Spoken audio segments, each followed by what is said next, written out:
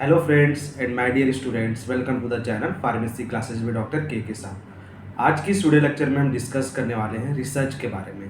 Research क्या होता है, उसका बेसिक कॉन्सेप्ट क्या है, ये हम समझेंगे आज के स्टूडियो लेक्चर में। So let's move for it.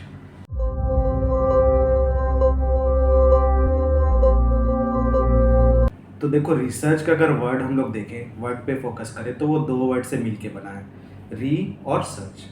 ठीक है, मतलब बार बार सर्च करना। री का मतलब बार बार, again and again, and search मतलब खोज करना किसी भी चीज़ का।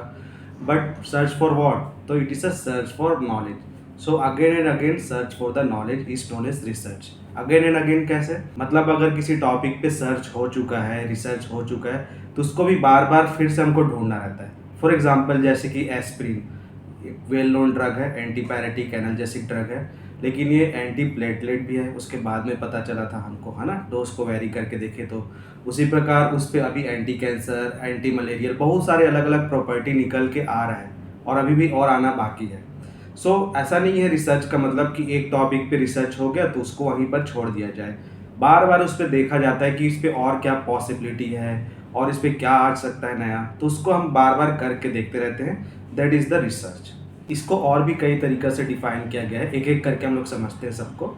जैसे कि it is a scientific and systematic search for the pertinent information on specific topic. मतलब एक प्रकार का साइंटिफिक तरीका है, सिस्टमेटिक तरीका है, जिसमें हम किसी भी पर्टिकुलर इंफॉर्मेशन को जानने के लिए एक पर्टिकुलर टॉपिक लेते हैं और उस पर हम बार बार उसको सर्च करते हैं नॉलेज गेन करने के लिए। सो that is also a research. So basically it is a art of scientific investigation. मतलब एक तरीका है, एक विज्ञान, एक कला है किसी भी चीज़ को साइंटिफिकली फाइंड आउट करने का। इसका एक डिक्शनरी डेफिनेशन भी है, केयरफुल इन्वेस्टिगेशन और enquiry for the search of new fact in any branch of knowledge. ठीक है, मतलब एक साइंटिफिक तरीका है फैक्ट को जानने के लिए, एक इन्वेस्टिगेशन का तरीका है किसी भी ब्रांच के, एनी ब्रांच ऑफ साइंस। कुछ लोगों ने इसको ऐसा भी डिफाइन किया है कि it is the process of movement from known to unknown. ठीक है, नोन टू अननोन की ओर, मतलब अननोन से नोन की ओर नहीं, नोन से अननोन। इसका मतलब क्या हो रहा है, मतलब किसी चीज़ को हम जानते हैं, ठीक है, नॉलेज है हमारा, वहाँ से उसमें एक नया उसको दिशा से सोचना और एक ऐसे प्रॉब्लम तक पहुँच जाना जिसको फिर से हम कुछ फाइंड आउट करके नया बना सकते हैं।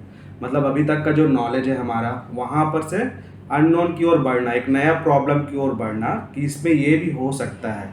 ठीक है, so that is the process of known to unknown. ठीक, कोई भी रिसर्च हो, एक इंक्विजिटिवनेस, एक क्यूरोसिटी होना चाहिए रिसर्चर के पास। ठीक, और यही हर एक फाइंडिंग का तरीका होता है। It is known as mother of research. मतलब जो क्यूरोसिटी है वही एक मदर है रिसर्च का, जिसमें हम जानने का, हर एक का किसी ना किसी पे इंटरेस्ट हो सकता है मेरा इंटरेस्ट इस पे है तो दूसरे का इंटरेस्ट इस पे है ना। बहुत सारे साइंस हैं दुनिया में, तो किसी का इंटरेस्ट किसी पे है, किसी का इंटरेस्ट किसी पे है, फिजिक्स पे, केमिस्ट्री पे, बायोलॉजी पे। अब बायोलॉजी पे भी जाओगे तो अलग अलग ऑर्गन है, किसी का हार्ट पे है, किसी का लीवर पे इंटरेस्ट हो सकता है। सो डिपेंड करता है आपका नॉलेज या क्यूरोसिटी किस पे है और उस पर आप बढ़ रहे हो आगे। सो that is the research.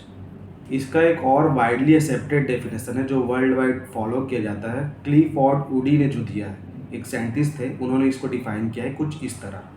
Research comprises defining and redefining problems, formulating hypotheses or suggested solutions, collecting, organizing and evaluating data, making deductions and reaching conclusions, and at last, carefully testing the conclusions to determine whether they fit the formatting hypothesis. तो देखो इसका मतलब क्या हो रहा है कि research क्या है, डिफाइनिंग एंड रीडिफाइनिंग प्रॉब्लम्स। मतलब प्रॉब्लम को हम बार बार डिफाइन कर रहे हैं, प्रॉब्लम को फाइंड आउट कर रहे हैं और उसको डिफाइन कर रहे हैं कि प्रॉब्लम इसमें है क्या इस टॉपिक पे। देन हम हाइपोथेसिस फॉर्मुलेट कर रहे हैं। हाइपोथेसिस का मतलब क्या होता है, प्री डिटर्मिनेशन, प्री एजम्पशन जो हम लोग कर लेते हैं, मतलब हम अगर ऐसा कदम उठाएं तो ये रिजल्ट आ सकता है, दैट इज हाइपोथेसिस। तो हाइपोथेसिस फॉर्मुलेट हम जरूर करते हैं रिसर्च पे, मतलब इस प्रॉब्लम को अगर हम इस मेथड से सॉल्व करें तो इसका ये रिजल्ट आ सकता है। ठीक है, so that is the hypothesis. उसके बाद हम उस पर कुछ सॉल्यूशन सजेस्ट करते हैं, डेटा को कलेक्ट करते हैं, ऑर्गेनाइज करते हैं और इवेलुएट करते हैं।